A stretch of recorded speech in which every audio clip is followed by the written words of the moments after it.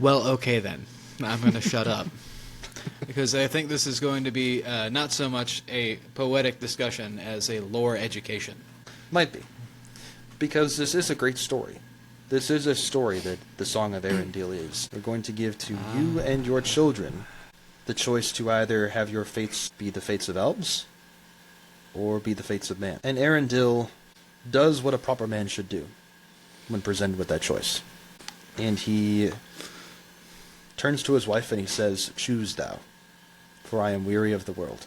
She picks to be an elf. And for love of her, he chooses the same, despite the fact that that's not where his heart was. Okay, you're the captain. We'll do what you say, but let it be known that I thought this was a bad idea. Which it is. This is a horrible idea. This is probably the worst idea that any man has ever had. There's an understanding of providence that I think it takes to really understand Tolkien's world. What would it take to be a mariner in all those voyages, and on this one too? Like, what would it take you to trust your captain, other than faith? Faith in what? My heart says this is right, and my heart is inspired by the one.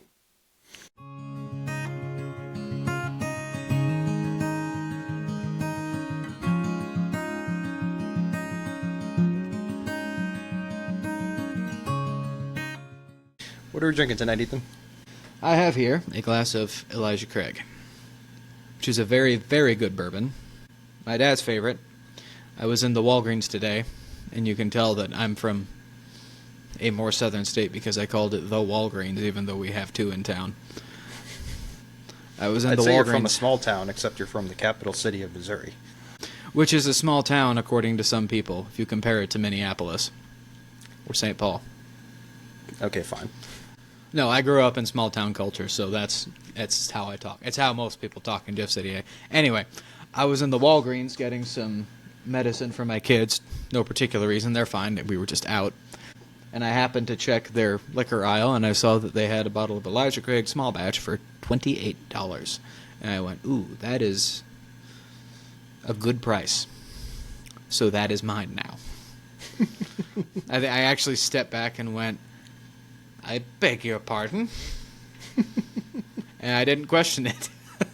There was a bottle of Jameson sitting there for $25, and I went, ooh, now I have a decision. But for $3 more, I could have Elijah Craig. Small batch.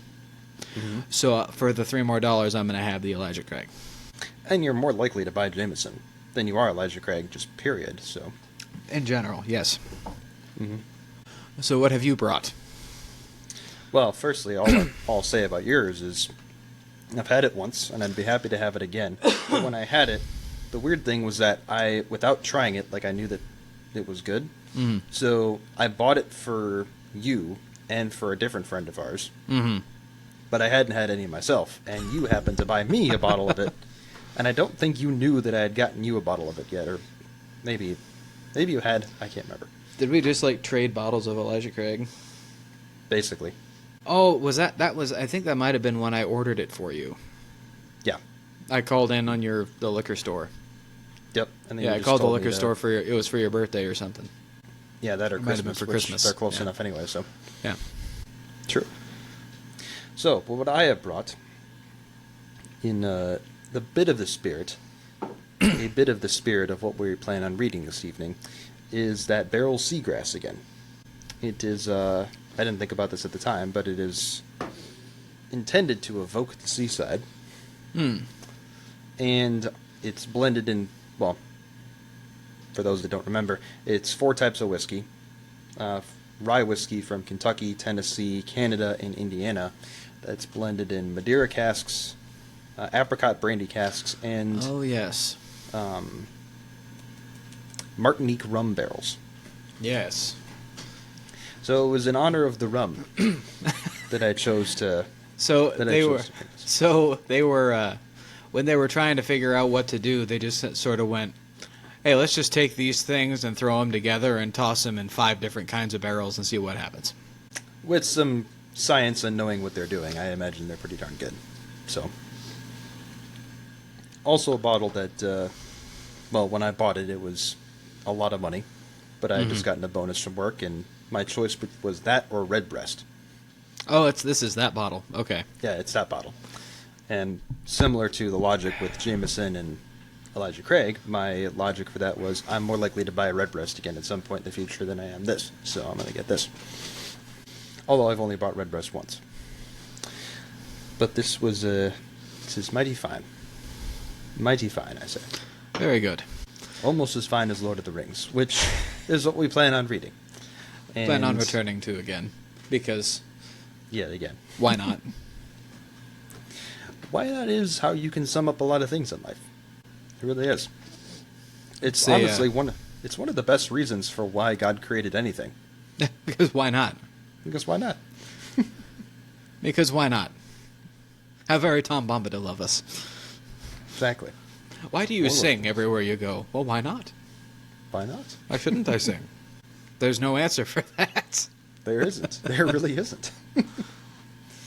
But we are choosing to read the longest poem we've attempted from Lord of the Rings, and it might be the longest poem in any of the books.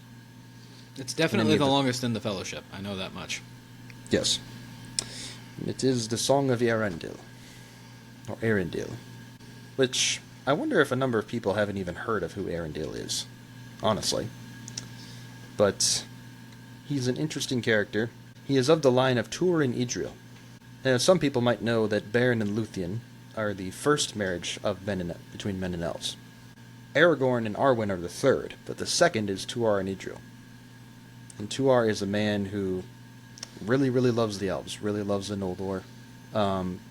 Basically takes over Gondolin, and then gets out with his people when it's sacked. But at the end of his life, he's basically just granted a special privilege. Why, who one knows, but he gets to basically just be one of the elves, even though he's a man. So was he able to go to the Undying Lands? Yep. Interesting. And they say that his fate was sundered from the fates of man, which would mean that he got immortality. Might still be a man, but... Which means he's still in the Undying Lands somewhere. Yep. No, I don't remember a lot about him, but everything about him that I don't remember anything bad about him, let's put it that way. And I imagine there couldn't have been It must much be if he something was granted special that for grace. the elves to grant him their own immortality. For the Grant him Valar. a share in them. The Valar to grant him immortality. Yeah. Because the Valar don't exactly just sort of hand that stuff out. No.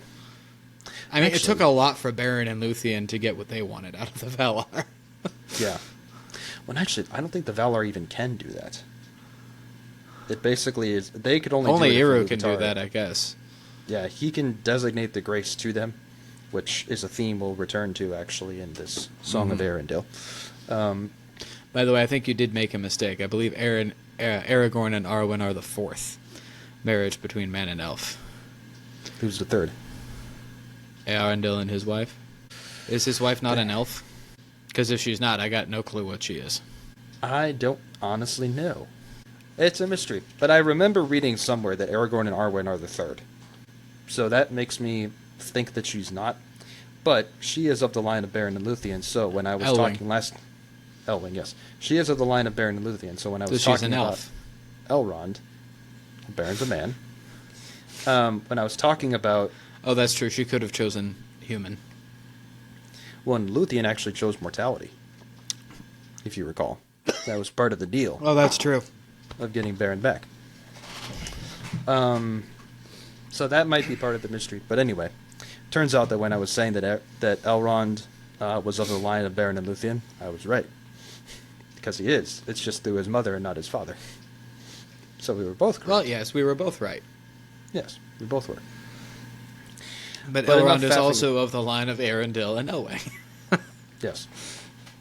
Because Earendil and Elwing are literally his parents. Yeah. Earendil was my sire, like you said. Which means Like if you said. Earendil is a man and Elrond is half-elven, then Elwing is an elf. We'll get to that. We'll get to that. Oh, right, because it's lore logic, so it's not the same as straight logic. Mm-hmm. He's half-elven, and he is... So does he have a... Is his ability to choose whether or not to be an elf or be a man... Was that passed on from Beren and Luthien, then? No. That also comes up in the story that we'll be discussing. Well, okay then. I'm going to shut up. Because I think this is going to be not so much a poetic discussion as a lore education. Might be. Because this is a great story. This is a story that the Song of Earendil is. And when I was reading it in preparation for this, I don't get... There is deep meaning that can be drawn out of it. But my reaction to it was just, it's a great story. It would be a great story to sit around the fire and tell. Or to sit around the fire and listen to. Or sit around the fire and sing. Say. And sing of the great deeds of Earendil and of all he did and the details of his ship and the grandeur and majesty of his life, of his calling. Even if there is a sadness to it, still there's a great power to it. Technically he is immortal too, but that's for a different reason. Yes. So, how do you want to approach this? I'd say dive right in. All right. Earendil was a mariner that tarried in Arvenion. He built a boat of timber felled in Nimbrathil to journey in. Her sails he wove of silver fair, of silver were her lanterns made. Her prow was fashioned like a swan, and light upon her banners laid. In Penelope of ancient kings, in chained rings he armored him. His shining shield was scored with runes, to ward all wounds and harm from him. His bow was made from dragonhorn, his arrows shone of ebony. Of silver was his habergeon, his scabbard of chalcedony. His sword of steel was valiant, of adamant his helmet tall, an eagle plume upon his crest, upon his breast an emerald. Beneath the moon and under star he wandered far from northern strands, bewildered on enchanted ways, beyond the days of mortal lands.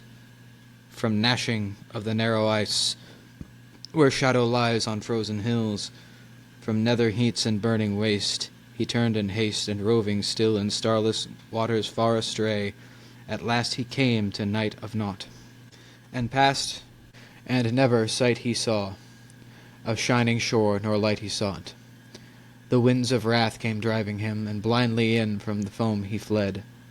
From west to east, and errandless, unheralded, he homeward sped. There flying Elwing came to him, and flame was in the darkness lit, more bright than light of diamond, the fire upon her carcanet. The Silmaril she bound on him, and crowned him with the living light. And dauntless then with burning brow, he turned his prow, and in the night, from other world beyond the sea, there strong and free a storm arose, a wind of power in Tarmano. By paths that seldom mortal goes, his boat it bore with biting breath, as might of death across the grey and long forsaken seas distressed. From east to west he passed away. Through evernight he back was borne, on black and roaring waves that ran o'er leagues unlit and foundered shores that drowned before the days began, until he heard on the strands of pearl, where ends the world, the music long, where ever foaming billows roll, the yellow gold and jewels wan.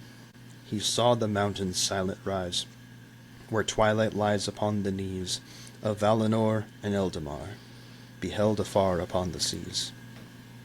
A wanderer escaped from night, to haven white he came at last, to elven home the green and fair, where keen the air, where pale as grass, beneath the hill of Ilmarin, a glimmer in a valley sheer, the lamplit towers of Tyrion are mirrored on the Shadowmere. He tarried there from errantry, and melodies they taught to him, and sages old him marvels told, and harps of gold they brought to him. They clothed him there in elven white, and 7 lights before him sent, as through the Calatirion to hidden land forlorn he went. He came unto the timeless halls, where shining fall the countless years, and endless reigns the elder king of an Ilmarin on mountain sheer, and words unheard were spoken then of folk of men and elven kin, beyond the world where visions showed, forbid to those that dwell therein. A ship then new they built for him, of mithril and of elven glass, with shining prow, no shaven oar nor sail she bore on silver mast.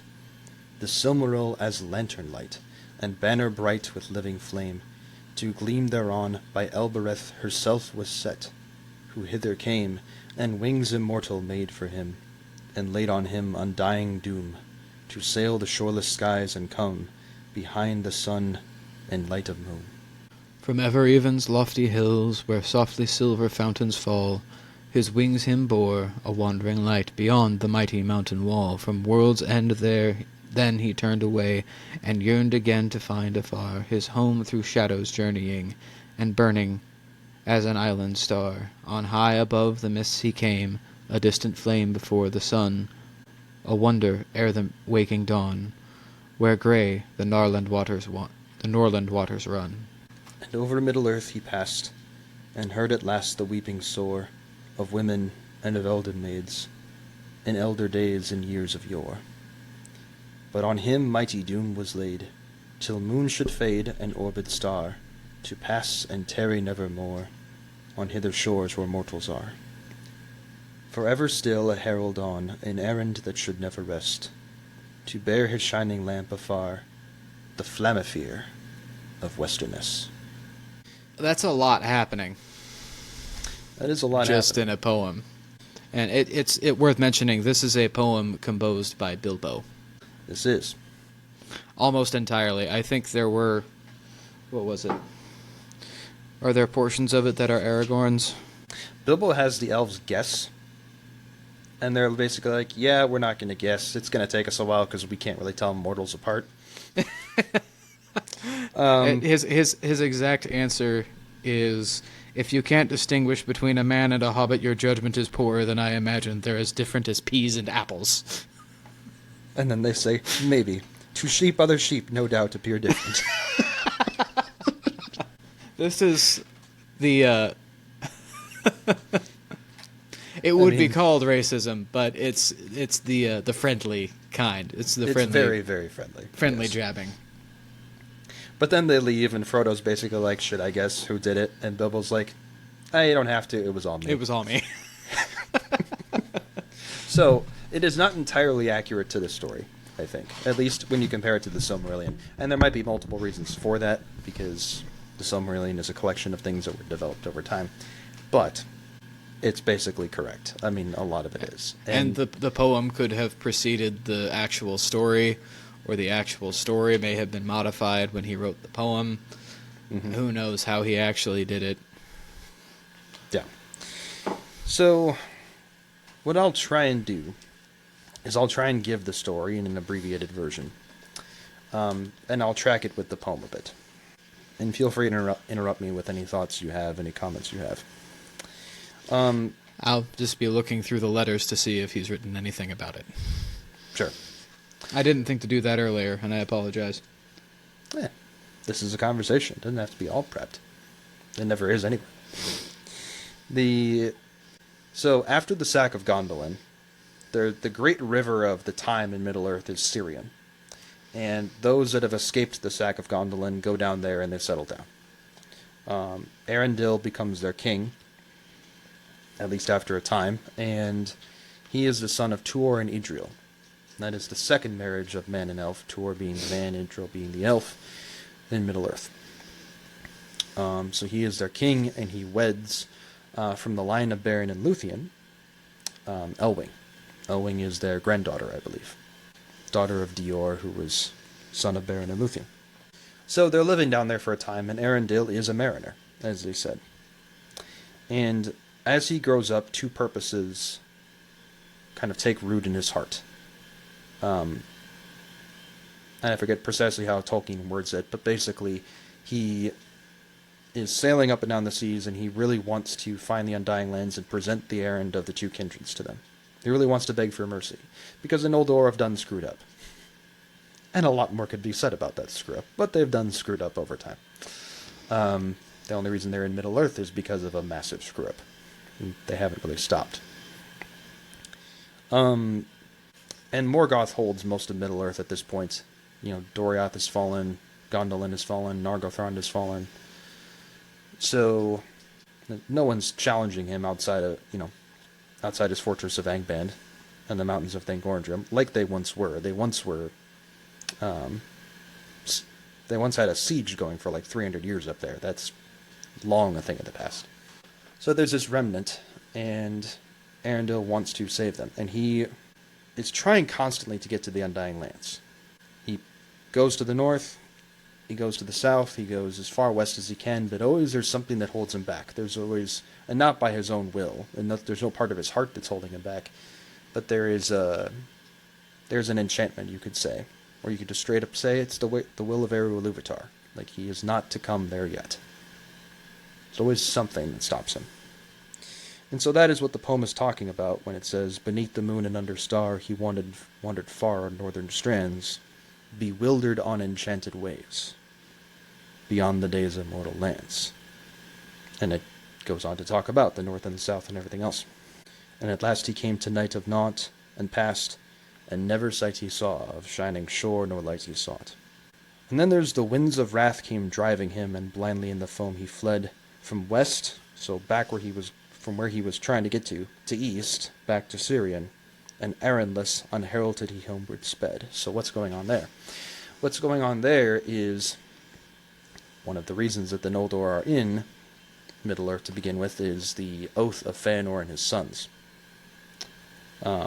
Some of the sons remain, and basically they've said, we're going to go get the Silmarils by any means necessary. And they swore that oath upon Eru Iluvatar himself. A very unwise move.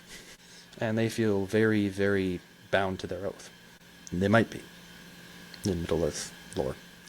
So, they go down to Syrian, or they send messengers there, and they'll basically ask for it peacefully. The elves say no, and like, it seems to be a great source of healing to them, so like, why would we give up the Silmaril? And so then they attack, and they have yet another kinslaying of elves. And I say yet another for a reason. It's like the third great one in the Silmarillion, where elves are slaying elves. But they don't get Elwing. They don't get Elwing because Elwing puts the Silmaril in her breast and casts herself into the sea. Now, Eärendil doesn't know that's happening. He's off at sea, but he has a sort of dream about something bad going on, and so he's heading back. He doesn't know to what, but he's heading back. He's not in time to save them. But he is in time to get to Elwing, or rather she gets to him, because Ulmo himself, the Valor of the Water, raises her, and gives her the likeness of a great bird, with the Silmaril upon her breast, and she then sails through the seas trying to find her husband, whom she loves. She finally finds him, and he sees this great shining bird coming across the sea, and is like, what is this? But, basically lets the bird on board, and then eventually she turns back into herself again, and he's very happy. And so now he has the Silmaril, and she bound it on him on his forehead, and crowned him with the living light. And so then he is renewed in his purpose to go to the Undying Lands. He is renewed in his purpose to again plead the errand of the two kindreds, and beg for mercy, and beg for the intervention of the Valar. Like, just go get Morgoth. Save us from him. We ain't winning. There's no way we can win. Despite the fact that Eärendil is a man, and for him to step foot in the Undying Lands is very, very, very, very forbidden. But he tries for love, and he goes on this errand of mercy. And the elves say that because of the virtue of the Silmaril, he finally is able to get through. He finally is able to go through the Enchanted Isles and escape their enchantment, and look upon Tol Eressëa, but not stop there, and eventually get to the Undying Lands. And he sets foot on the shore, and he basically tells his men, who have been with him this whole time, like, you're not coming. I'm the only person taking this risk upon myself. I know what I'm doing. I know the crime I'm committing, essentially, but I'm asking for mercy. Elwing doesn't listen. So he just jumps off the boat and says, I'm coming with you, and he's not very happy about that. He's quite sad. But they go together. They've come during a time of feasting, so for a while they don't find any elves. And he actually gives up and is heading back when the Herald of Manwë himself, who is the Elder King mentioned in here, hails him and calls him by great titles, which I should find in the book, because they're good titles. So this is how the Valar see him. Heir Eärendil, bearer of light before the sun and moon, Splendor of the children of earth, star in the darkness, jewel in the sunset, radiant in the morning. And preceding that, Heir Earendil of Meridors most renowned, the looked for that cometh at unawares, the longed for that cometh beyond hope. So this is a crime, but they're also looking for him, after a fashion. They themselves don't fully understand it, as we'll cover perhaps in just a bit. Mm-hmm. But so he is summoned before the Valar themselves in the timeless halls, and words unheard were spoken then, meaning he pled the errand, and asked for mercy. And the Valar have an argument back and forth. Mandos is basically like, why is he living? Why should he live? He came That's here. what Mando says. Mando says that a lot. Kind of. Why is he still alive? Mando shows up. Why is he alive? Mandos just doesn't talk a lot, but when he does, like, it's usually something to that effect. it is to pronounce doom, Usually, and to pronounce fate. Yeah, when you die as an elf, you go to the halls of Mandos. Mm-hmm. He's still a good guy, mind you, but just he basically is. He's a little crabby. He's the rule keeper in this case. Olmo was like, he was born for this, so it's fine. And then Manwë at the end of all of it is like, in this the power of doom is given to me. And I love Tolkien's use of the word doom. Yes. Because it doesn't mean destruction. It doesn't mean horrible fate. It just means fate. Fate just in general. means fate. But it sounds cool. The power of doom is good. The power of... He might be actually using... I'd have to research this, but his use of doom, it might be far more classical from like the Viking sagas or from Beowulf or any of the old epics, the Saxon epics, or the Norse epics that he's drawing from. Yeah, maybe. And I know I've been long-winded in this, so I'll finish up. But Manwë basically says... Feel free to continue. This is good education. Okay. It's education. So Manwë says, there's no penalty for you coming, in the sense of you're going to die, because you're not going to die, because you did this for love and seeking mercy. But you also can never go back to Middle-earth. Right. You're never going to be allowed to step on those lands again. And we're going to give to you and your children a choice.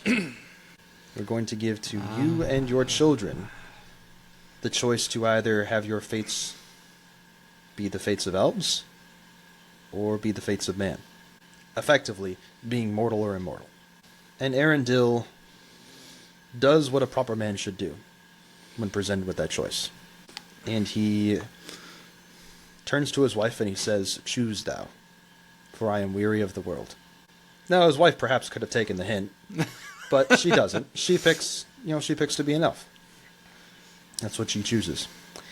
And for love of her, he chooses the same, despite the fact that that's not where his heart was. That's not what he wanted, but because he loved her and wanted to be with her, that is what he chose. Yeah. And he doesn't get to be with her a whole lot in the immortal life that comes. But no, not really. But there are times when they are together, and they are times of great joy for both of them.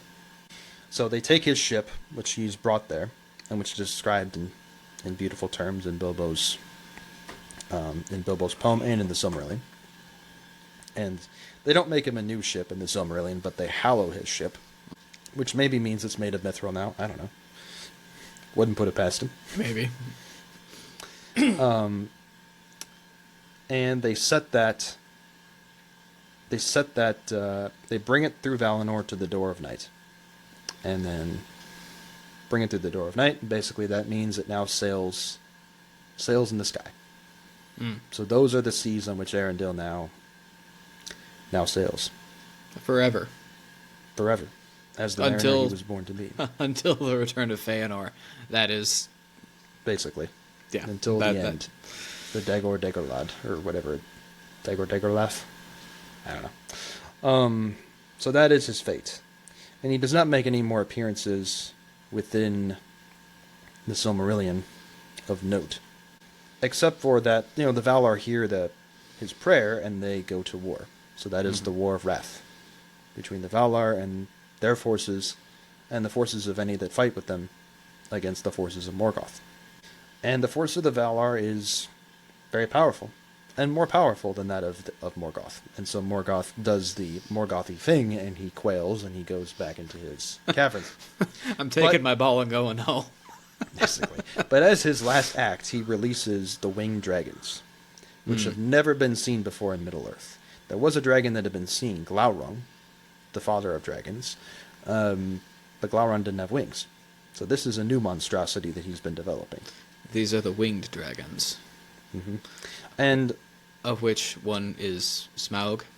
I don't know, actually. I suspect that Smaug or is might he not a descendant be one of them?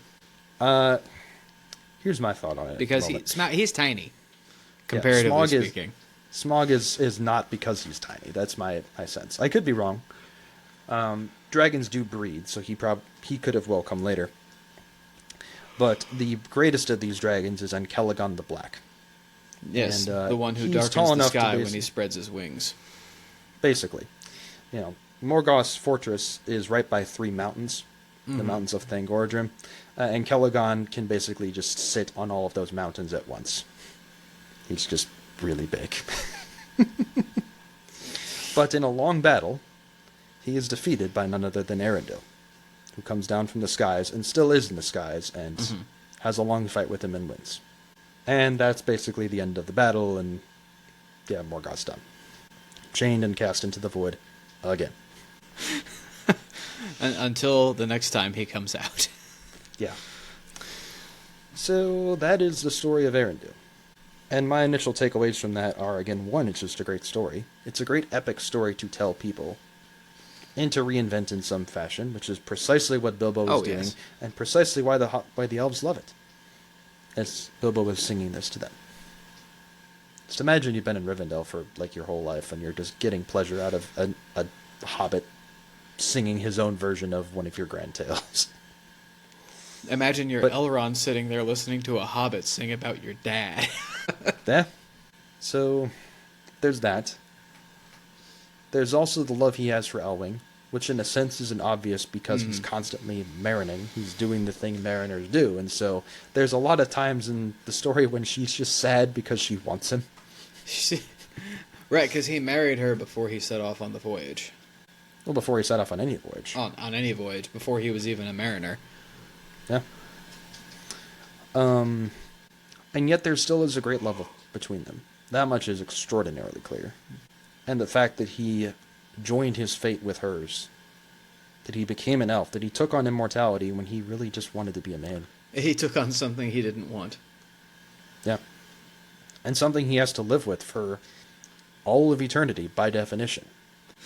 Because he wanted to be with his wife, which, even then, it's like, oh, you wanted to be with her. I'm sorry. Yeah, You have to go.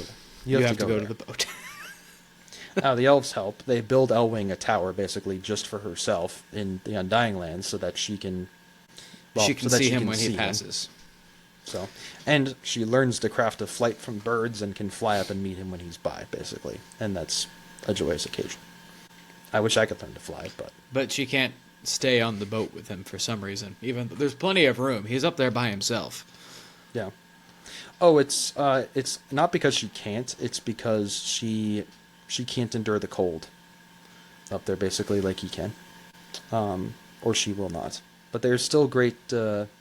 I'm making it sound less romantic than it is, but I promise it is. Okay? Because Elwing is a woman and she's cold. So he has to chase the sun and the moon and can only see her when he passes her tower. Yep. On these journeys Elwing did not go, for she might not endure the cold and the pathless voids, and she loved rather the earth and the sweet winds that blow upon sea and hill. Sounds good, reasonable enough. My wife was pointing at something on the wall, thinking it was a spider or something. It's not. It's just a hole in the wall that the previous owner left. Or it's a drywall anchor. Yeah, so I would mention that. I would mention that as a lesson from the story, perhaps. And I would also mention there is something to joining yourself to the holy that gets you access to the holiest things. Earendil was never able to get to the Undying Lands on his own. He wasn't able to do it.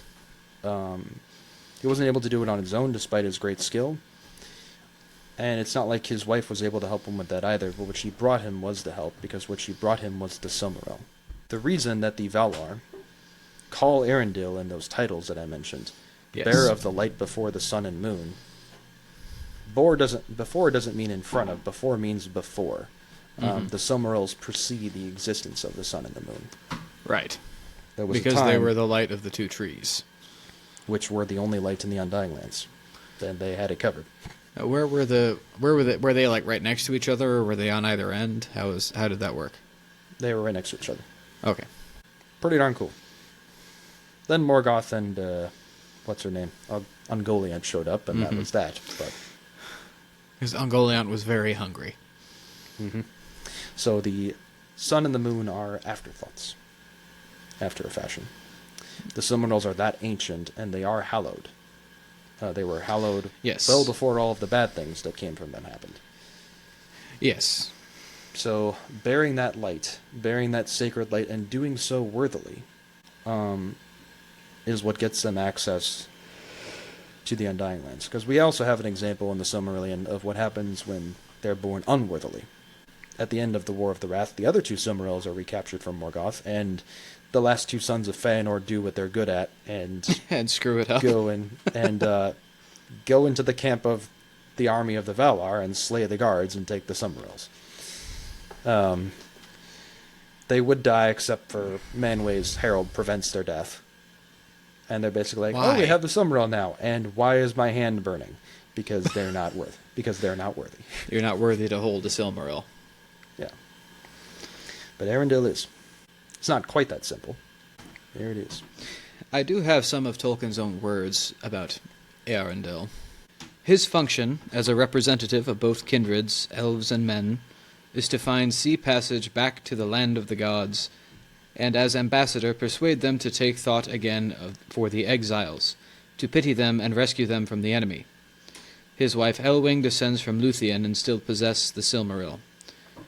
But the curse still works, and Earendil's home is destroyed by the sons of Feanor. Yeah, so that's The Sons of that's Feanor. Placed by Syrian. Yeah, the Sons of Feanor doing what the Sons of Feanor are good at. But this provides the solution. Elwing, casting herself into the sea to save the jewel, comes to Earendil, and with the power of the great gem, they pass at last to Valinor, and accomplish their errand, at the cost of never being allowed to return or dwell again with elves or men. The gods then move again, and great power comes out of the west, and the stronghold of the enemy is destroyed, and he himself is thrust out of the world into the void, never to reappear there or incarnate form again. The remaining two Silmarils are regained from the Iron Crown, only to be lost. The last two sons of Feanor, compelled by their oath, steal them and are destroyed by them, casting themselves into the sea and the pits of the earth. The ship of Earendil is adorned with the last Silmaril, is set in heaven as the brightest star. So ends the Silmarillion and the tales of the First Age. Yep. I haven't read the Silmarillion, but now I suppose I've spoiled the ending. Depends. Because you haven't spoiled the end of the book the way I have it, because afterwards comes the Alcalabeth, where things get even more depressing, because the downfall of Numenor happens.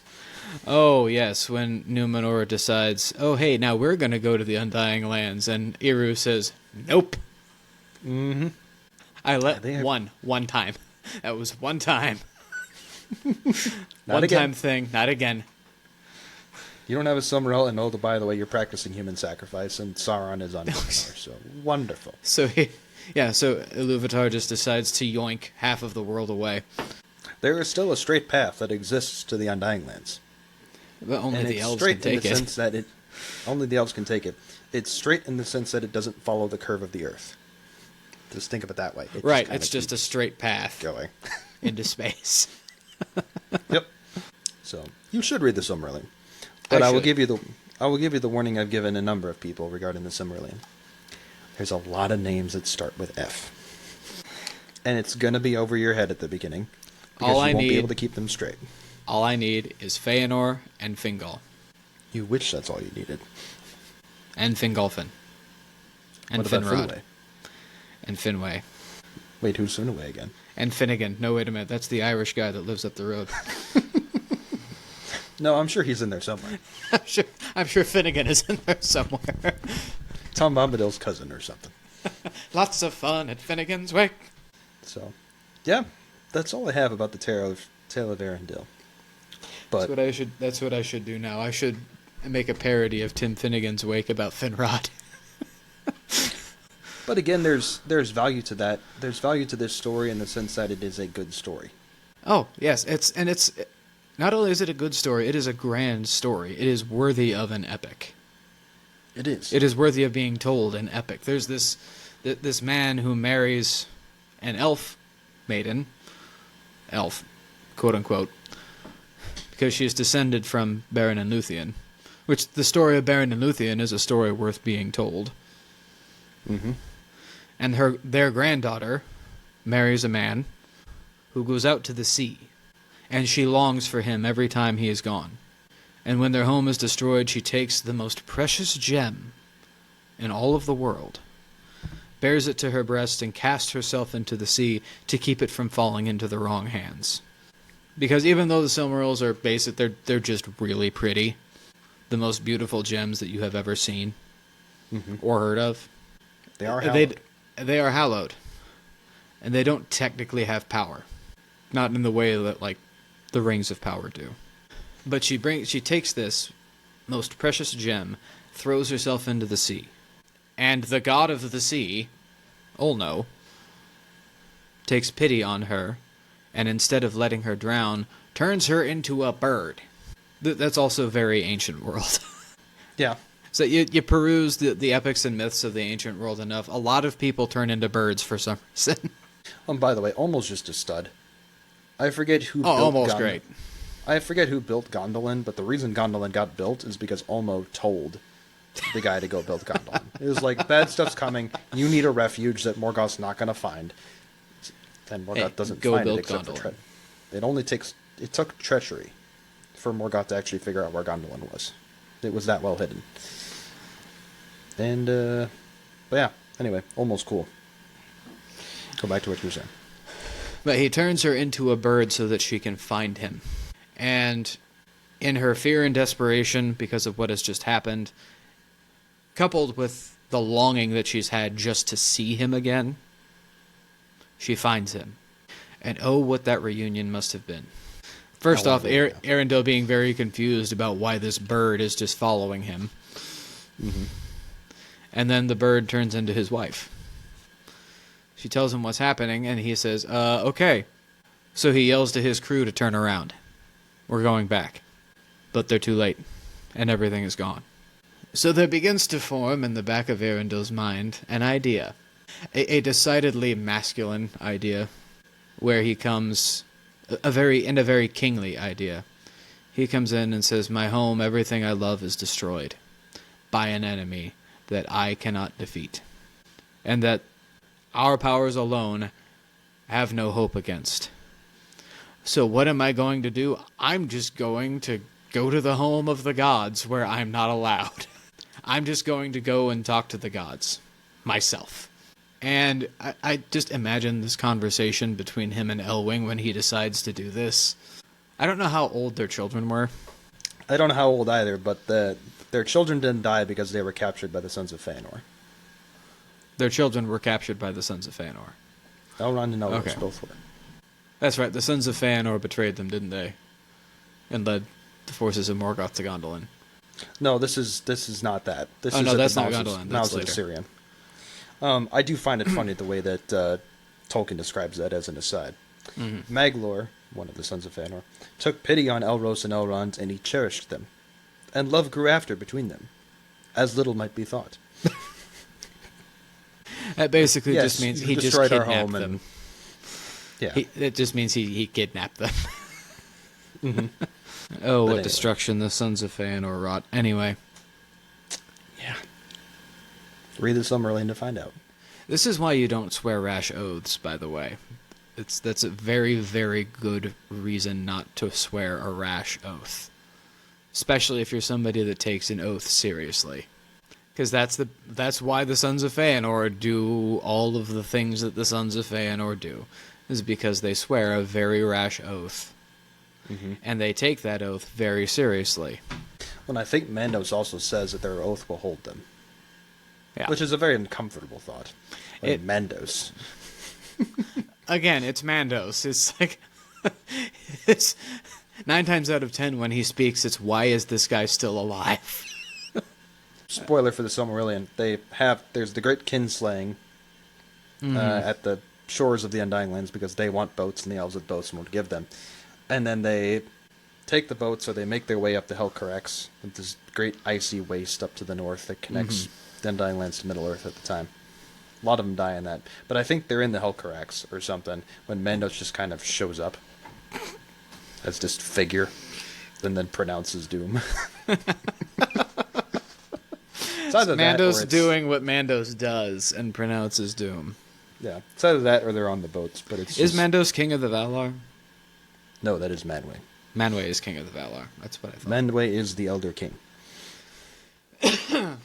So does he just sort of just let Mandos do what Mandos is going to do? Because I feel like if anybody's going to be pronouncing doom, it would be Manwë.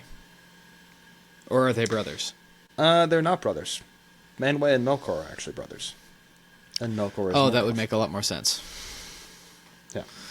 But anyway, I'm getting I'm getting sidetracked with... I'm just imagining the conversation between Earendil and Elwing when Earendil decides, I know how I'm going to fix this. I'm going to go to the Undying Lands. Just the look on her face. Are you out of your mind? You got a better idea? Well, no. Okay, get in the boat. Let's go. Yeah, and then he tells his crew, because that's not a single... Unless he mans it himself. Unless he does everything himself with whatever his wife... Which I think actually is what happens. There are three mariners that sail with him on all his journeys. And they, as another slight digression, they listen to his command. They never actually set foot on the Undying Lands. But then the Valar come down to them and basically say, we need the boat. The boat's special. We need the boat. But here's another boat. So here's get in another that boat you can take back home. Yeah, and then we'll send a great wind and just you'll be fine. You'll get back. Imagine he got back and told his crew that his 3 men, and they're like, I know you're not feeling all right because of what happened. Have you been drinking? Should we... Is this a... Okay, you're the captain. We'll do what you say, but let it be known that I thought this was a bad idea. Yeah. Which it is. This is a horrible idea. This is probably the worst idea that any man has ever had. Yeah, and I don't think he's the first. I forget. He's not the first to try. He's not the first to try. That's why this is a horrible idea, because there's a precedent that's been set. Yeah. Because if he was the first one to try, that would have been like, oh, great, an adventure. Because there's a precedent that's been set. Now it's no, this is a bad idea. No, let's not do that. Mm-hmm. Do you know what Mandos will do to us? But no, and then they make it, and Mandos basically says, why is he alive? And Olmo just says, 'cause he's got the stones to do it. He was born for it. This is why he's here. This is why he was made. Mandos goes, oh, okay. All right, I guess we're going to war. Mm-hmm. Yeah, there's an understanding of providence that I think it takes to really understand Tolkien's world. Like, yes. This purpose grew in his heart over time, and he had been searching for the Undying Lands well before the destruction of his home. Mm-hmm. He just hadn't been able to find them because Iluvatar said no. For a reason, yeah. Yeah. So, what would it take to be a mariner in all those voyages, and on this one too, to know where you're going? Like, what would it take you to trust your captain, other than faith? Faith in what? My heart says this is right. Yeah, you can't and even my really. heart is inspired by the one. You can't even really say, oh, it's because he knows what he's doing, because I think we all know that Earendil, when it comes to piloting the ship, knows what he's doing, but basically in every other matter has no idea, and he's just going with it. He's following his strongest instinct, which is, my home is gone, Morgoth is very dangerous. I think we need to go and ask the Valar for help. So, and I think he was unable. He was always meant to find the Undying Lands, but he was unable to because he didn't have the right reason to go and find the Undying Lands. Until then. Like, before that, it was just, man, I really want to find the Undying Lands, but now it's, I have to find the Undying Lands, because that's the only way that we're going to be able to save Middle-earth. That's the only way any of this ends well, is if I go and find the Undying Lands and ask the Valar for help, and if they don't just vaporize me on the spot, which it's Mandos, it's entirely possible. If they don't just vaporize me on the spot, then I can ask them, and maybe they'll agree to it. So there is just an immense amount of faith happening here.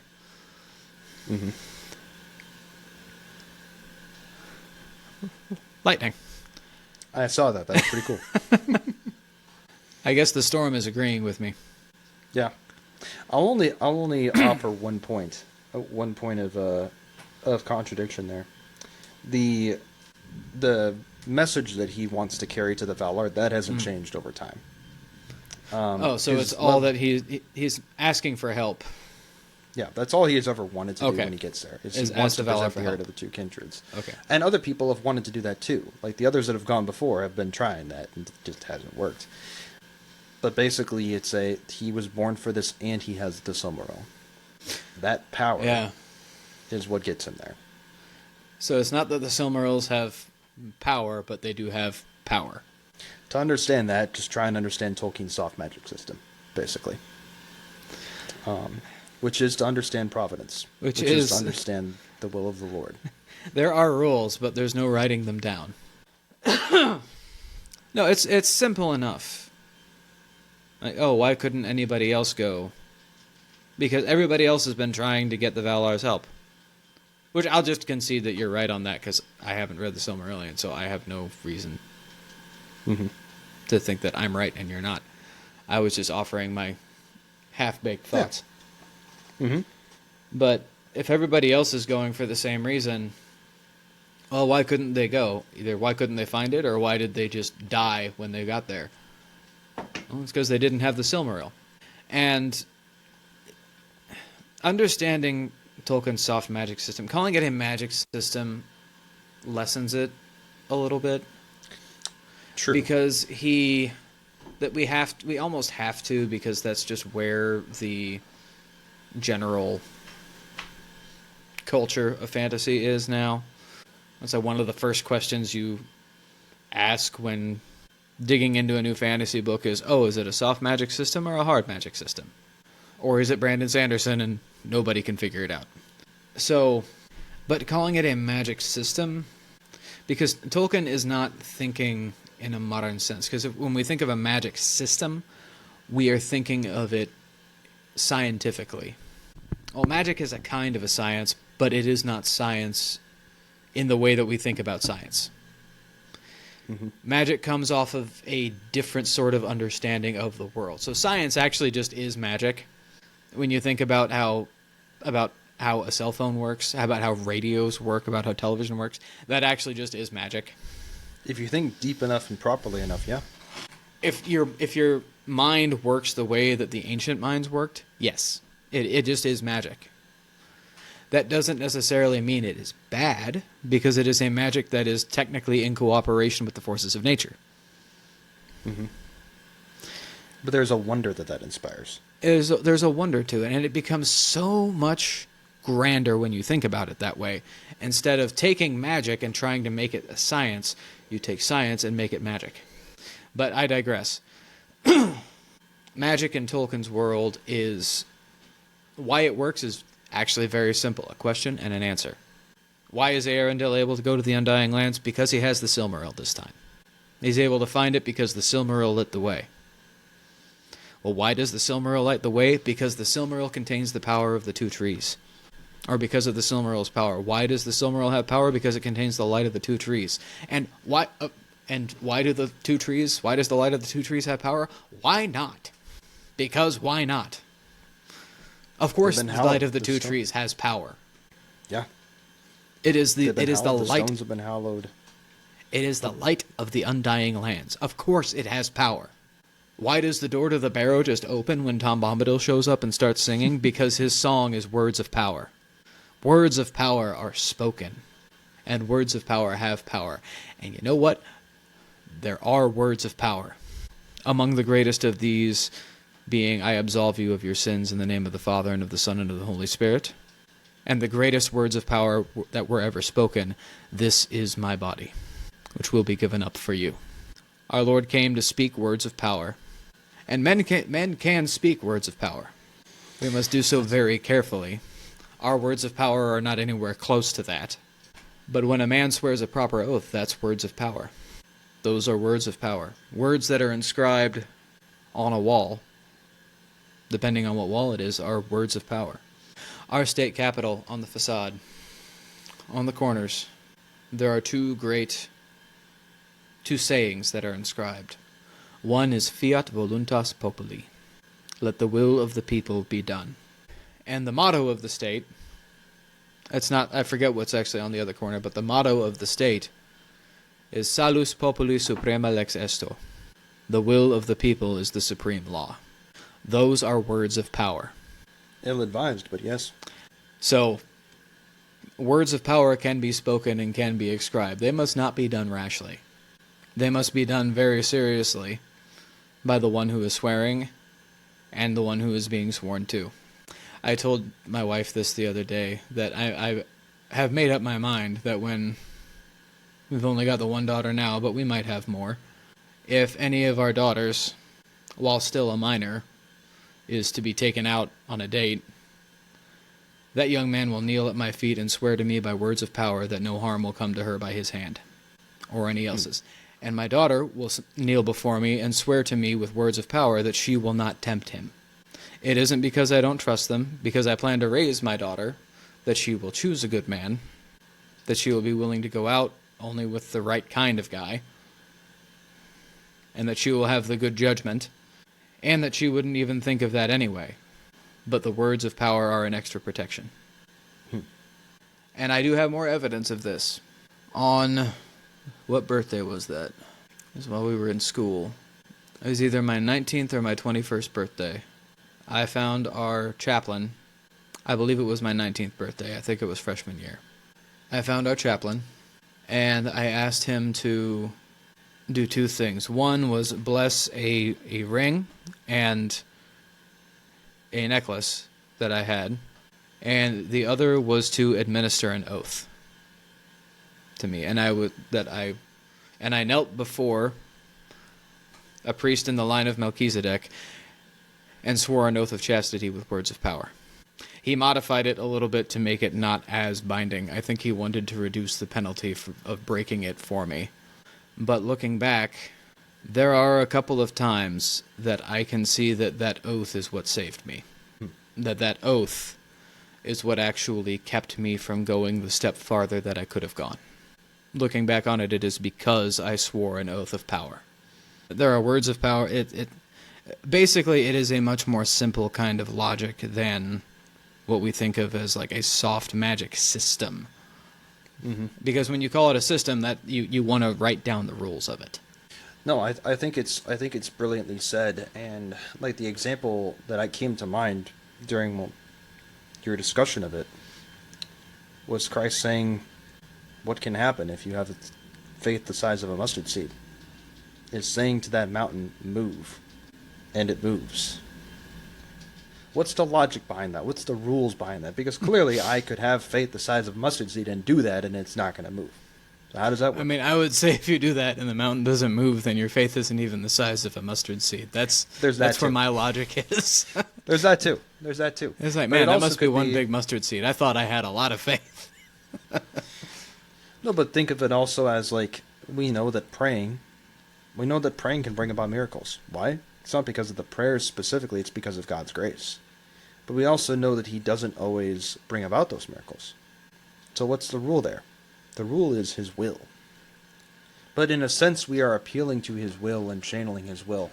And this ties back to the example of Tolkien's soft magic system that I've referenced the most, which is the battle between Fingolfin and Sauron. And the fact that it is a battle of songs, which is really cool. Like, what does it mean to, as Sauron, chant a song of wizardry, and as Fingolfin chant a song of breaking and of tearing down these walls, or whatever he says? I guess I could look it up. I have the Silmarillion right here, but I'm not going to. Like, what does that mean? Understood as a prayer, it makes sense.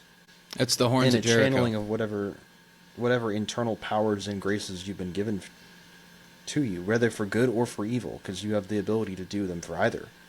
And yeah, Jericho. Because if you look at the Old Testament, it basically just is, it just is magic. Because God said it was going to be this way. Samson is able to kill an entire army of Philistines with a donkey's jawbone. Yeah, how's that supposed to by work? himself. He has unbelievable great strength. Magic. Until he gets his hair cut off, because there's a condition on it. Is never cut your hair. Which Samuel was able to learn that lesson, and Samuel then never cut his hair. And was able to be a prophet to the end of his days. But a prophet is... I say this carefully. Prophets in the Old Testament are not unlike wizards. Not unlike Tolkien's wizards, anyway. Yeah. Because if you look at Moses, for one thing, he is more powerful than a wizard, because he beats the wizards of Pharaoh. He beats Pharaoh's sorcerers, who are doing the same thing, but with the power of hell instead of the power of heaven. So they have Morgoth behind them instead of Manwë, basically. Well, look at the purpose of the Istari. The Istari are 5 Maiar, sent in the form of wizards, to guide the free peoples of Middle-earth towards the destruction of Sauron. They're not sent to single-handedly achieve the destruction of Sauron. Right. They're there as guides. So they're angels, basically. Yeah. I believe they're as guides. All I know is that the one who faithfully fills out his...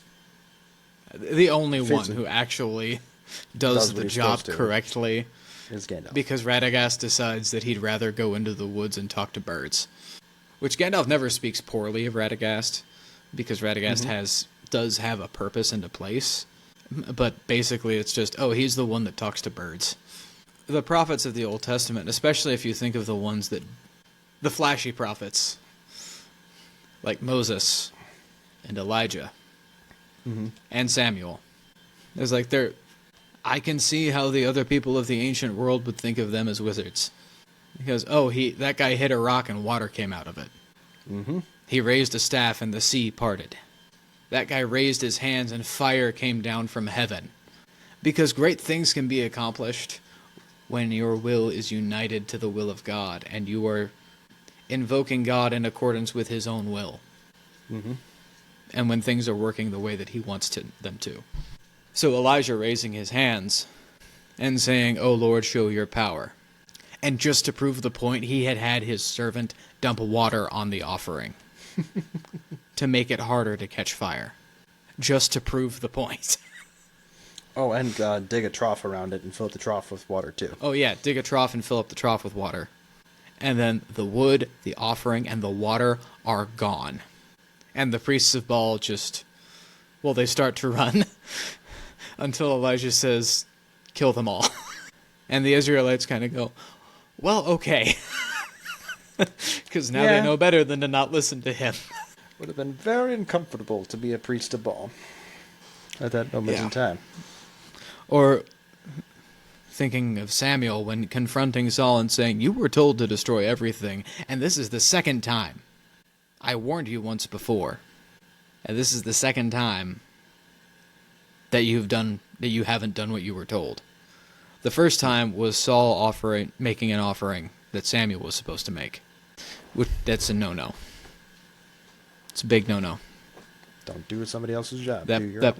Yes, that altar is for priests, not for the king. Again, Saul is sits in wreckage of his own making, and in ruin of his own doing. But when Samuel says... He is a model of how to be a good kebab. Just saying. Were you specifically thinking of what I think you were thinking of when you said that? There's only one time where he turns into a kebab, so yes. Am I wrong? You're not wrong. I see. Anyway, when Samuel comes to Saul and says, I warned you once, now comes your punishment. You have turned away from God, so God will turn away from you. And then through Samuel, God curses Saul. And he starts to go mad. And there's actually, I think there is some evidence that Shakespeare based at least part of the play Macbeth on the story of Saul. Really? Because it's just, Saul completely loses his mind and he's paranoid. Like, he just starts throwing spears at people because he's mad at them. He tries to pin his own son to a wall with a spear because Jonathan had the gall to speak up and defend David. Did Samuel say that before that happened? Yes, because Saul did not destroy everything that belonged to the Amalekites and did not bring Samuel, the head of King Agag, on a plate, which is what he was told to do. And he didn't do it. He instead chained King Agag and said, oh, I did better. I humiliated him. And Samuel goes, no. That wasn't the job. That was not what you were told to do. And then after that, that is when Samuel basically says, you will lose your kingdom. And it has already been decided that it will go to another. And actually, before that, the first time it wasn't even a warning. When Saul made that offering that he wasn't allowed to make, that was actually when Samuel said that God has already chosen a man after his own heart. So that's when Saul was already told, you're going to lose your kingdom. And then I guess he tried to go a step farther and win back extra brownie points with God with what he was trying to do with Agag, because he was also told to just kill and leave all of their livestock. But no, Saul decided, oh no, I want to make those a burnt offering. Well, you can't, they're tainted. That is not an acceptable offering. He's told to bring Samuel, the head of King Agag, and what does he do? He just chains him up and leaves him there. He just chains him up. So then what does Samuel do? Well, after cursing Saul, Samuel then orders Agag to be brought with him, then takes Agag's own sword and chops him to pieces with it. You know, the Old Testament is starting to sound like the Silmarillion. Yeah, the Silmarillion is just Tolkien's Old Testament. Yeah, it's weird.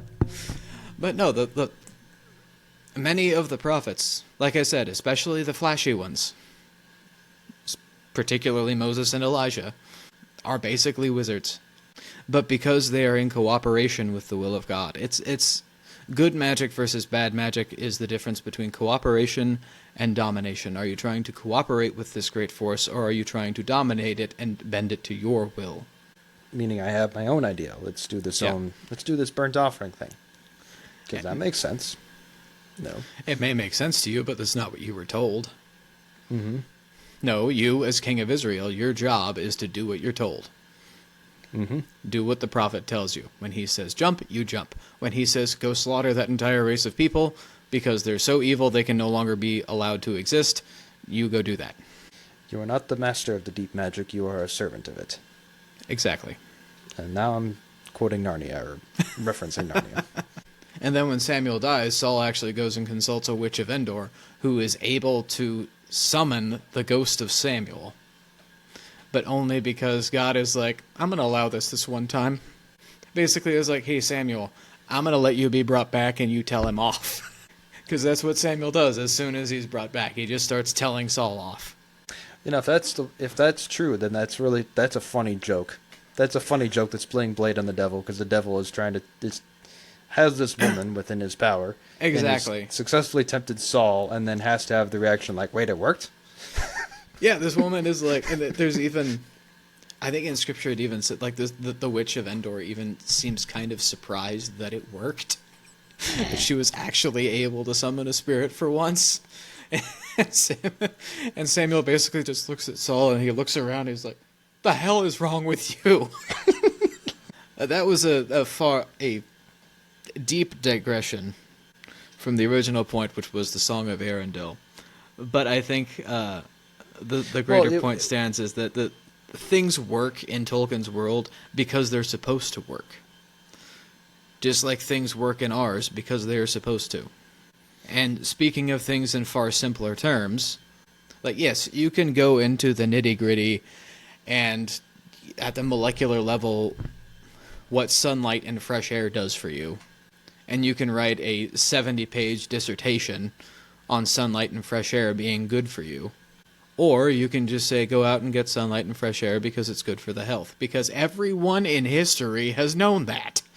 Well, and there's also some But good in the last to 150 analyzing. years, we decided, oh, it's not true unless science confirms it. Everybody was just wrong unless they're proven right by science. Like, I remember hearing, at some point last year, I think, or maybe in the beginning of this year, there was a study that came out. Mm-hmm. Basically, that when one spouse dies, especially if we're talking about older people, it basically the likelihood of imminent death for the other spouse spikes significantly. And the reaction is just, oh, so yeah, you can die of sadness? Just like everybody has known and has talked about since the elder days? Basically. This generation. You know what it reminds me of is take one of the things you've made in your woodworking shop. Check it out in the description. And so someone buys one of these book holders, one of these sets of coasters, one of these sets of Christmas ornaments, which I'm sure you can still do. Christmas is coming. It's coming one day at a time. Oh, they like didn't it get always taken does. down. They're still on the shop. Yeah, do it. And someone could analyze those coasters, those ornaments, those book holders in some great and detailed way. They could write about the quality of the wood that was used. I'm sure they could write, something about the relative variance of quality between them, whatever. They could write on the origins of the wood. They could write on the density. They could write on the age and the effect that has in the craftsmanship. And do we naturally perceive the age of the wood, or is that really just something that we only look at when we want to? I'm sure that they could come up with a ton of different things to analyze in a paper.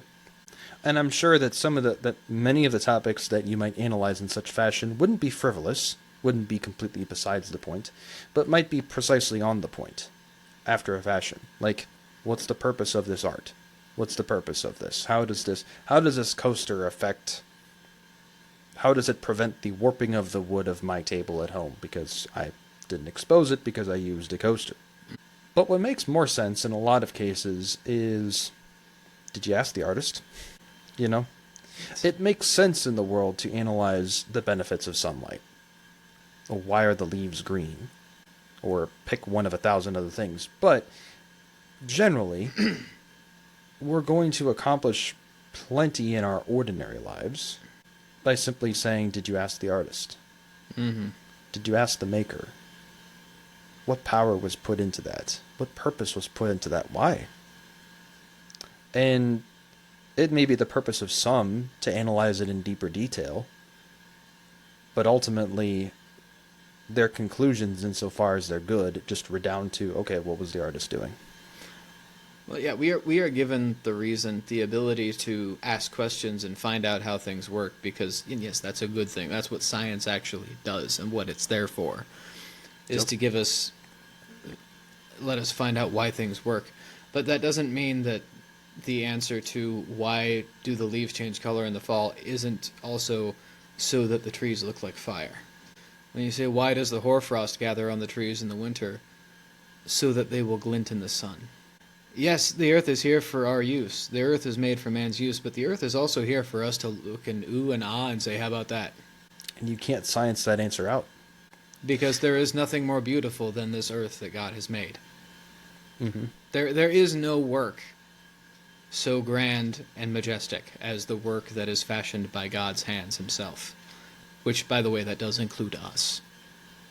Mm-hmm. But we are only sub-creators. Like, the best we can do is subpar. The best we can get is like a quadruple bogey compared to what God can do. But so I take back what I said. You can science the answer out. You can use science to come to the conclusion that why is the hoarfrost on the trees in the winter? So that they glint in the sun. And there are The people only that way find that beautiful and wonderful and romantic and all of that. And that's fine. But the only way in which you can science that answer out is by knowing that the ultimate end of science is faith. The ultimate end of reason is faith, where science knows that at some point it stops short. At some point it is incomplete. Because of course it is. With regards to defining the truth in its source and its purpose and everything else. It can just say, this has to be the case. There will be a limit. This just is the case, even if I can't only logically define that. I have to appeal to something higher. There will be a limit to the amount of knowledge that man is able to come to. We're probably not quite there yet, but there is a limit. And one of these days it'll be reached. I would speculate there is no limit, actually. But there is no way for us to find the limit because knowledge is infinite, because God is infinite. Well, there is a limit to what we can come to, what we can discover on our own power. There is, but that's more down to the fact that we're finite beings. Like, yes. We are completely and utterly incapable of that was my understanding point. the infinite. Yeah. So there, we will always go deeper, and we will never get there. As far as, like, finding the absolute smallest form of matter, no, there's always going to be something smaller. You know why? Because it's matter, and you can divide in half infinitely. That is a principle of mathematics. Because everything is composed of pieces. And you can divide them infinitely into pieces. Makes sense? Yeah. And you are not going to be able to find on your own power the one thing that is not made up of parts. Because the one that is not made up of parts is hidden from your sight. Deliberately. You know why? Because you don't have a Silmaril. That and the saying, missing the forest for the trees, really comes into play there. Yeah. It's like, just zoom out Scientists and be are like, like, we're trying to find God. We're going to find him in the tiniest particle. And meanwhile, everybody else, regular people, are just like, Or we can just say, here, come with me. Look, tabernacle, there he is. Happy? Mm-hmm. I found him. He's right there. How'd I know? 'Cause he told me. He told everybody, you know Ricin. You got 2 ears and 1 mouth for a reason. This is true. Yeah, because you could ask the question. I'm sure science has some explanation for why the human body has 2 ears and 1 mouth. Or you could also simply just say, because you're supposed to listen at least twice as much as you talk. And again, have you asked the artist? Have you asked the maker? If you have, good. You might be on the right path. If not, well, good luck to you.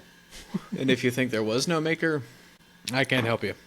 I have thoughts on that I will not share here. For those who have no faith, no proof is necessary. Or for those who have faith, no proof is necessary. But for those who have no faith, no proof will be sufficient. Thus spake Aquinas. And he was just kind of always right. So he was just right about everything. So Mm-hmm. You don't become a doctor of the church for nothing. Very true. So yeah, back to Earendil, I guess. Yes. we have wandered far, and like Earendil, it's taken us a long time to actually come to the point. Yeah. We have wandered in our conversation as he did on the seas.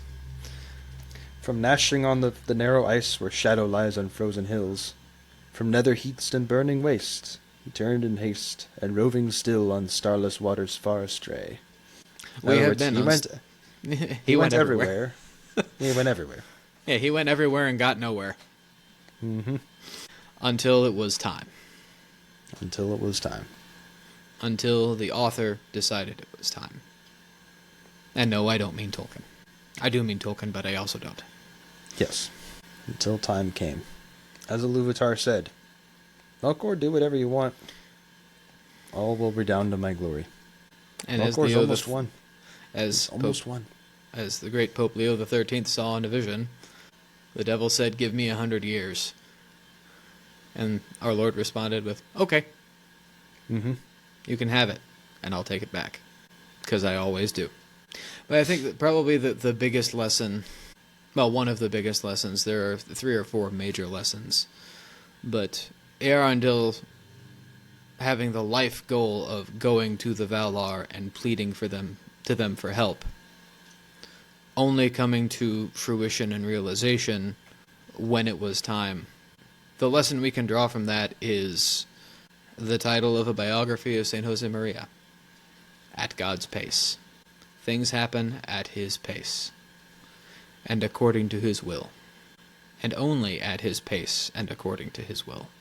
So you can wander far among the seas, but if it is not time, even then, if you are the one to find the undying lands, you will not find them until the time is right. Mm-hmm.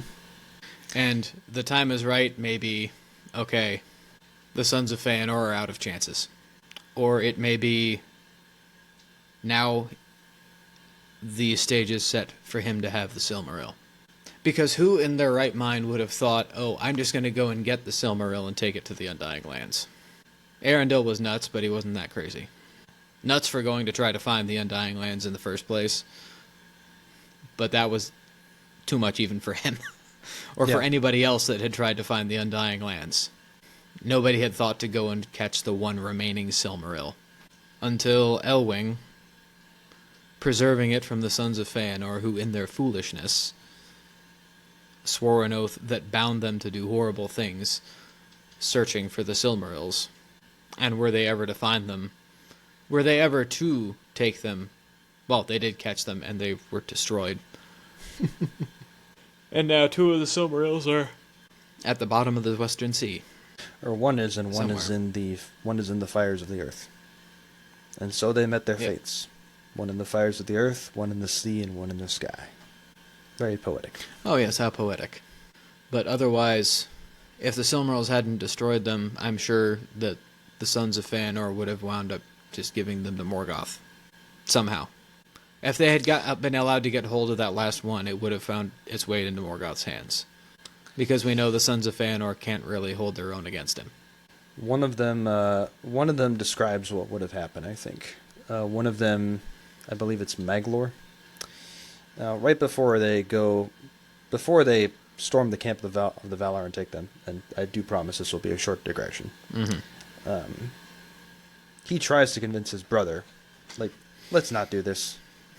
Let's really not do this. Like, the oath might be fulfilled. Like, just I don't want to do it. I don't want to do it. And his brother eventually convinces him to do it.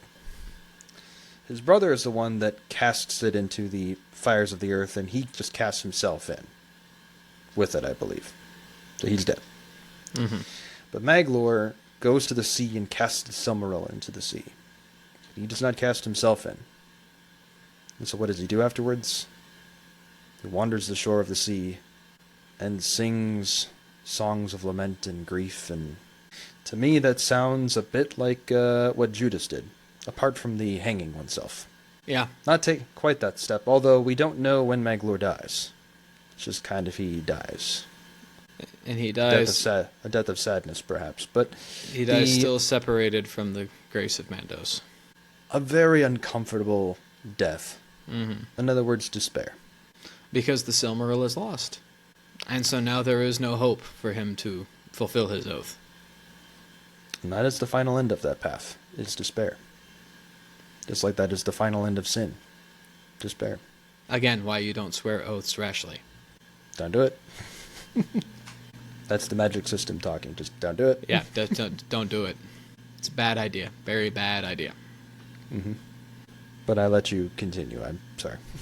Forget where I was. Yeah.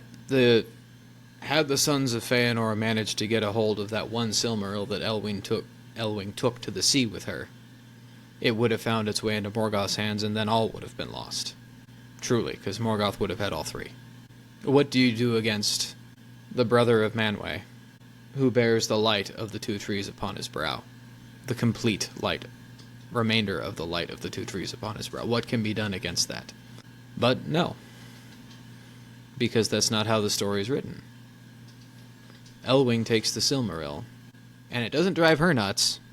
It doesn't burn her like fire, because she is supposed to take it. She holds it close to herself and she jumps into the ocean. And Ulmo goes, okay, I'm gonna help you. Because the Valar can only help when they are permitted, and when it is right. So he helps her, and she is able to place the Silmaril upon Earendil's brow. And when he comes to the Undying Lands, Olmo says, "Look, he was born for this. And by the way, have you looked at his head? Did you look at his forehead? Did you look at his helm? Yes, that is a Silmaril, which is tied to us." So he brings it with his message. And I'm sure that if they had asked him as payment to just give them the Silmaril, he would have done it. He didn't have any use for it. That seems reasonable to me. If Mandos had said, "Okay, you want our help? Give me the thing." "Okay, I don't need it. Here you go." The thing Feanor could not do. Feanor, who made them and could not let go of them. Now, granted, they didn't ask him for them. They asked him to break them. Yeah. Because the two trees are gone. Mm-hmm. The two trees are no more. There is no sense in holding on to their light. So I suppose then even the creation of the Silmarils was wrong. No, it was right. They wanted them broken so that they could use the light to bring life to the two trees. Oh, break them to bring the two trees back. Yeah. Okay. Okay, so this isn't like what Elrond says about the three elven rings. No. The Silmarils were hallowed. They were good things. Right, okay. Yeah, the Silmarils are good things. Made by the greatest smith who ever lived. But Feanor still cannot break them. And still cannot. And so, because he refused to break them, which had he actually just broken them, then nothing else in the Silmarillion or in the Lord of the Rings would have happened, because the two trees would have just been brought back. And all would have been well again. Mm-hmm. And Morgoth would have been probably cast into the void for eternity, and everything would have been fine. But again, all will redound to his glory. Yeah, because that wouldn't have been as good of a story. Mm-hmm. After the fall of Gondolin, Tolkien writes basically, because the elves that are left, they're at this haven by the mouths of Sirion. And he writes of Morgoth this time, basically, if he knew of this place, he didn't give any sign, and he wasn't particularly interested in going after them. He wasn't even particularly interested that he had lost to Silmaril. He was like, yeah, no matter, I still got two. And I'm just going to let treachery end up killing the elves. Like, they'll just do themselves in. They're good at that. I'm just going to sit here and wait. And it is his arrogance that is his downfall. His arrogance almost works. There is the third kinslaying, like he was right. But unlooked for, the Silmaril makes its way out. And then to the Undying Lands. And then the prayers are heard. So anyway. Sorry, I got distracted. I think my son fell out of bed. Oh. Yeah, I heard him. Did you hear that? Yeah. It sounded like it was right here. It's okay, he's got a hard head. He's just a little upset right now. They'll make it. I've been waiting for that to happen. Like, we look in on the baby monitor. He decides that... So we've got a toddler bed in there for him, and then a twin bed in there for his sister. And he just decides that, no, I want to be in bed with sister. So he goes and gets into bed with her. And every night we're looking at the monitor that we have at the camera feed and going, is he just going to roll out of bed? Now, one of them at some point looks like it's going to roll out of bed, and I guess tonight was the night. Well, don't be doing that. Don't be doing that. It's good advice all around. Don't be doing that. The advice of every prophet to Israel. Don't be doing that. Yep, exactly. Why the rules are the way they are? I don't know. It's because they are. That's how the Garden of Eden worked. Well, in the case Just of the don't prophets, eat the fruit. The prophets are like, I could explain them to you, but you're not smart enough to understand. Just don't do it. There is often a deeper point than the rules themselves. Yes. Just like there's an often deeper point to singing a song of power than just why singing. Why not? Why not? And what are you singing? And why? Yeah. Yes, and the ancient hymns are songs of power. The great prayers are words of power. Listen, if it's something that you can say and it makes the powers of hell turn and run like scared little puppies, they're words of power. The St. Benedict medal is an image of power because it can turn the demons back. The breastplate of St. Patrick is words of power. But another digression. I'll just offer this one, and you can feel free to offer any others you have afterwards, but... I was just going to summarize the points of... Well, I'll let you summarize the lessons we've drawn from Earendil. that was going to be a group effort, but no, go ahead. Well, the only one I really have to offer, is to just reiterate that it is good to tell stories. It is good to sit beside the fire and sing stories. It is good to sit beside the fire and listen to the stories. Why? Why bother as an elf to listen to Earendil, who you've never met? You've seen in the sky because he happens to be there, but, like, you've never met him. You're not going to. Your life is not going to get a whole lot better or worse necessarily just by listening to the stories of this one elf, right? I got my own life to worry about. I got my own forging to do, or studying to do, or birding, or hunting, or whatever else elves do, right? How is this story of an elf going to help me? Yet it does. But I can't relate to him. Because the first part of the song, and the rest of it, is very explicit in terms of how high it places him. How ornate are the things on him? How cool is his ship? Like, I'm never going to have a ship like that. I'm never going to be described of like that. Why His ship has a name. Vingalot, which is an excellent name. Okay.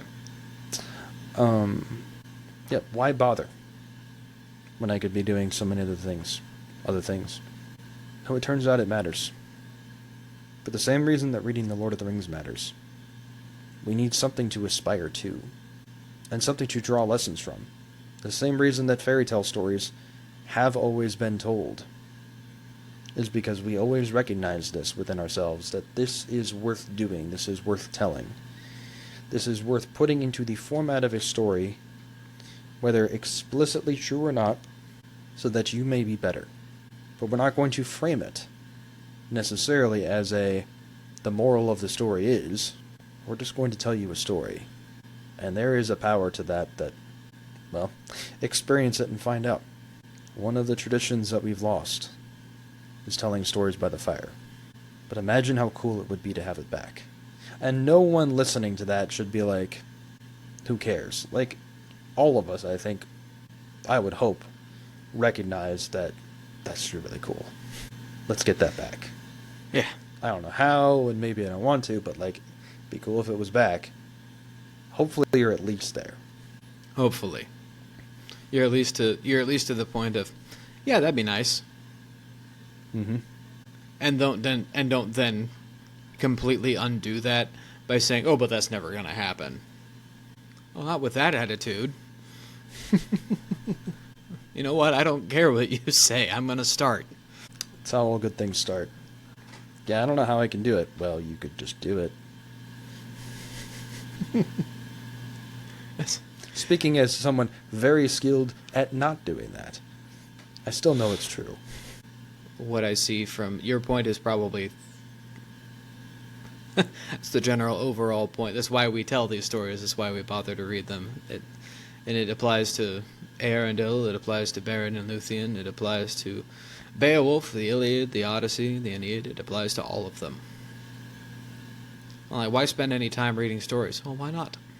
And you could answer that with, well, you could be doing something productive. But I am.